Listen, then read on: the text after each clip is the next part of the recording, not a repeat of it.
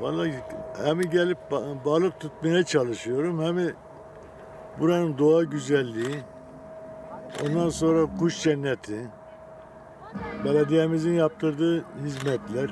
Bu parkta akşam edip akşam evimize gidiyor yani. Kendi memleketimiz, kendi toprağımız, kendi yerli parkımız, çaycımız, restoranımız, düğün salonumuz, her şey mevcut bu parkta.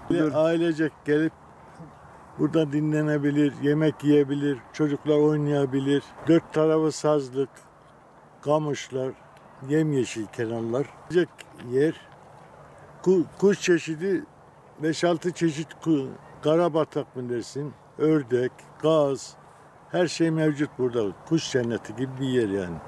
Göl olarak yani çok güzel bir potansiyele sahip. Kuş çeşitlerimiz var. Burada gaz olsun, karabatak olsun, gazın dışında kuğu kuşlarımız var. Ve şu anda turlarımız da var.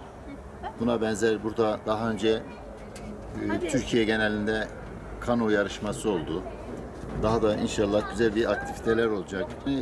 Tabii ki balık tutabiliyorlar. Balık tutuluyor. Özellikle mesire alanımız çok güzeldir. Yeri göle bakarak mangal yapabilirler.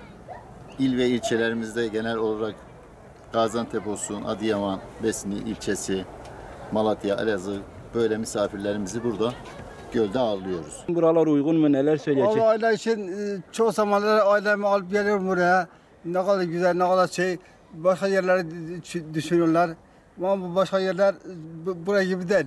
İstediğiniz zaman aileni getirin, hoş bir içine oturun. Bu gibi yerlerin artması bizim için önemlidir.